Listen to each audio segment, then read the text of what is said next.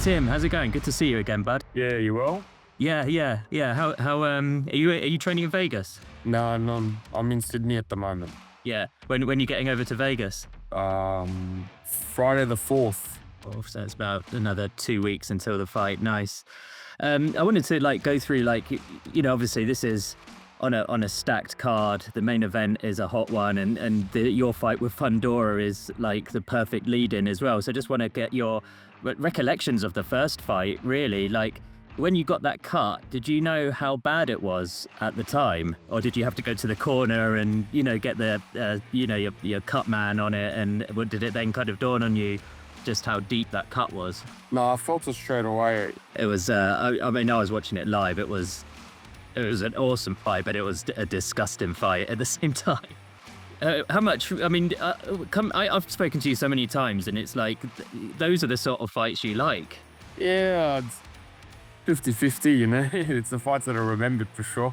What happened after the fight? I know, obviously you go back to the locker room. Were you taken to hospital, and how long were you in hospital for? No, I wasn't taken to hospital. I was actually physically all right, I didn't really feel much damage. It just bit of a scratch. That's how I saw it. Did you get stitched up then in the locker room? Is it all the treatment else up? Yeah, in the vet area. And you just had that immediate desire for the rematch? Yeah. I've been speaking to Sebastian, speaking to him a lot as well, and his promoter 𝐂𝐸𝐸 𝐸𝐿, and Samson, whenever I spoke to him about what was next for Sebastian, he always wanted the rematch review. I think I'm not sure if it was part of the contract, but I think it sounded like it was more a gentleman's agreement between the two camps, and now it's kind of here. Yeah, well, we sort of did shake hands on it, and they, credit to them, they're people to their word, so respect to them for taking it. Do you stay in touch with Sebastian at all? Have you spoken to him since? You've just been following his career in the fights just to kind of know that the rematch was going to happen, just to stay in tune with what he's doing?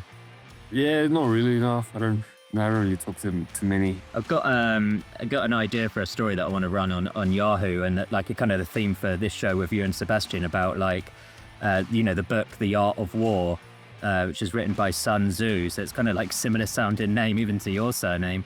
So there's a few key themes in the book. So I just want to get your takeaway on each of these themes, but in the context of you and Fundora in the rematch.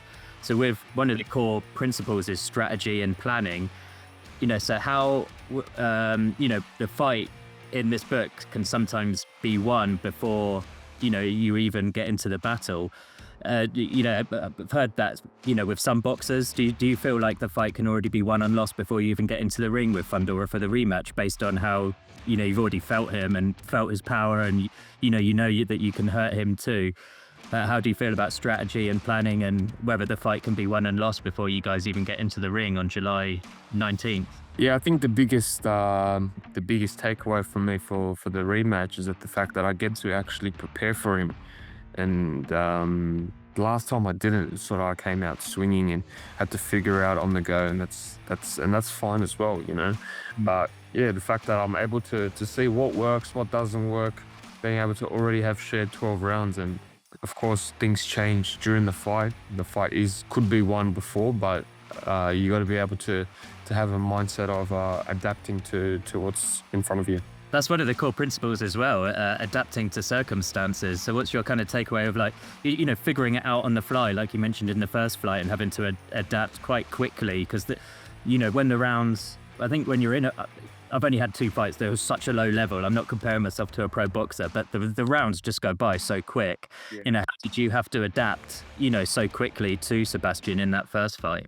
Yeah, that's the biggest takeaway, is that I had to adapt to him from a certain amount of rounds, and then had to adapt to the cut in a certain amount of rounds. So I didn't adapt as quick as I wanted to, and that's my biggest getaway from the last fight. Did you kind of have a feeling that the fight might get called based on how bad the cut was? So did it kind of make you want to rush at all? Yeah, I'd say so. Yeah, I didn't go out there thinking that the fight was gonna keep on going. So that's why I sort of came out and tried to just win the rounds, not win the rounds, but just try and go for the stoppage, because I felt it, So you can't be going in like that against Sebastian Fundora or anyone in the world class level.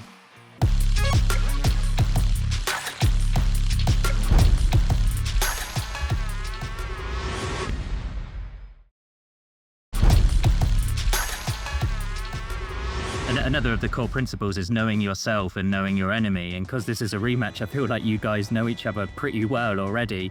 You know, how, it sounds like a weird question. How well do you know yourself, you know, and what you've been through over the past few years and how that can apply to this fight coming up? Yeah, I think the fact that you learn more from your losses and your mistakes than your wins.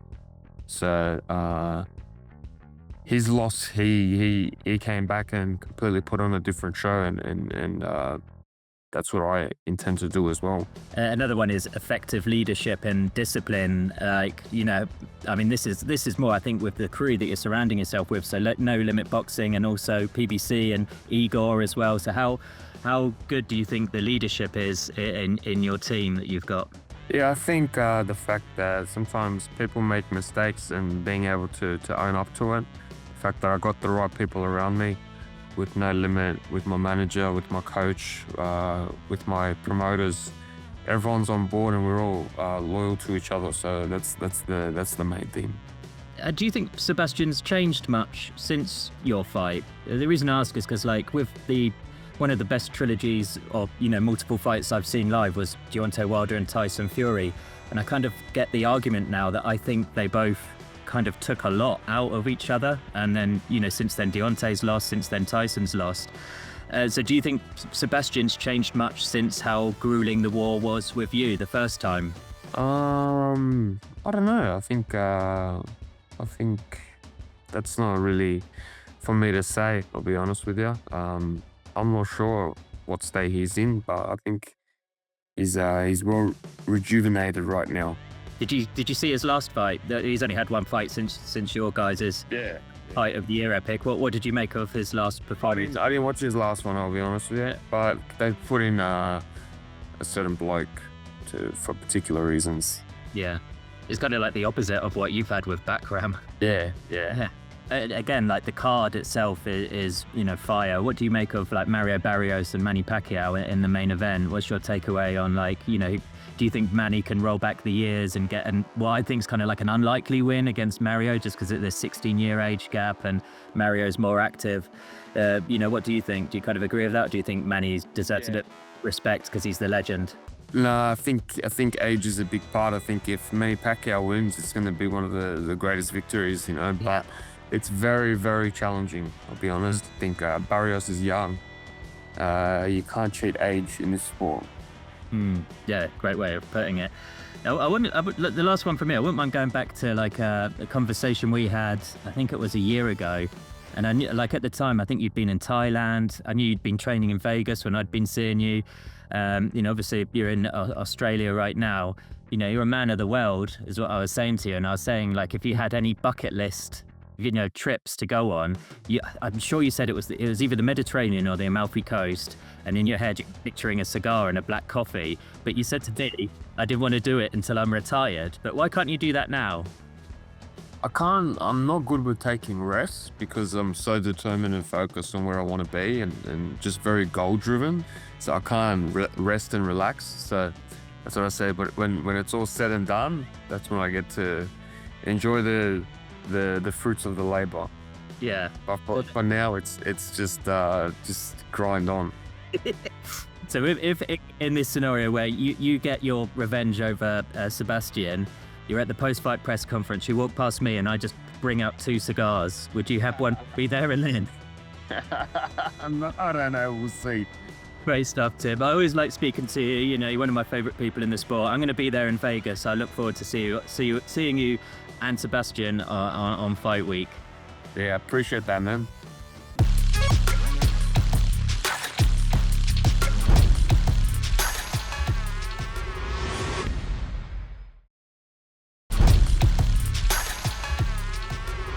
Hey Sebastian, good to see you again. How are you doing? Good, how are you, Adam?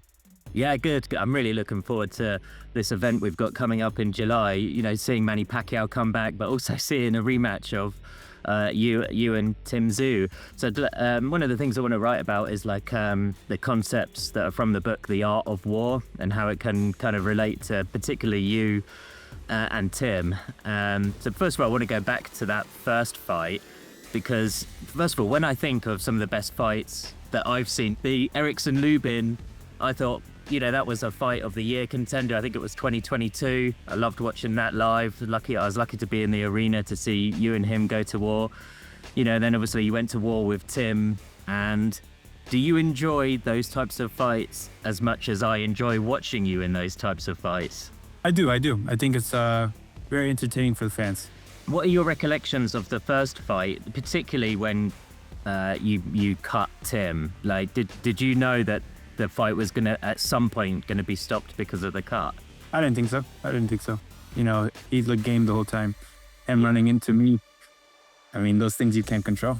When you see like an injury like that, when you're in boxing, do you target that more and more to make the cut worse? But of course, like you said, the art of war, boxing's war. There's rules in this sport, but it's free game.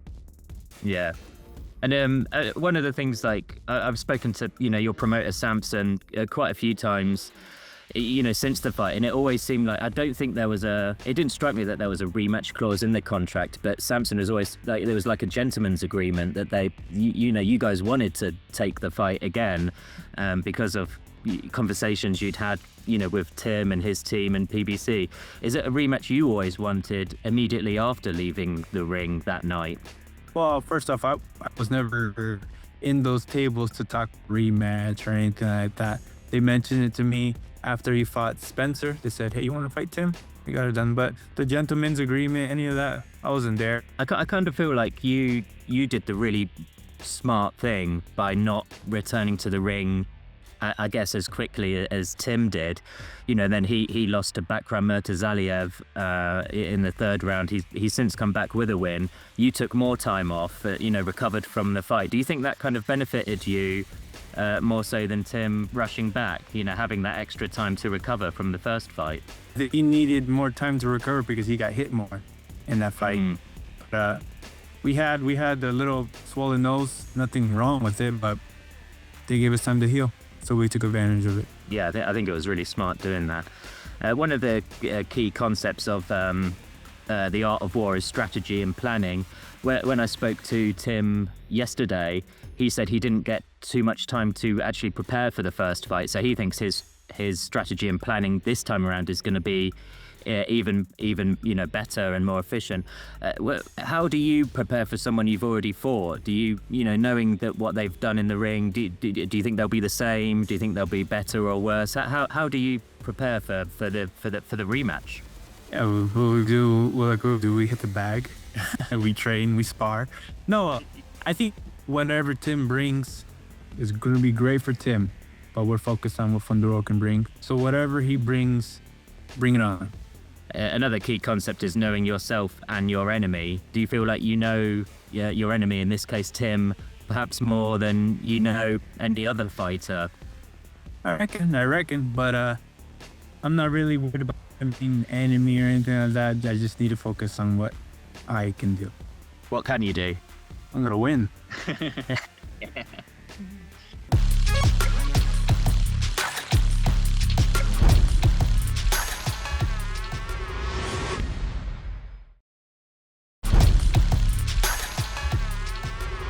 One of the key quotes from the text is, "In the midst of chaos, there is also opportunity," and I think that's so relevant in the fight series that you're going to have with Tim, because the first fight was complete chaos, but obviously there was opportunity in there for you to do what you did to win.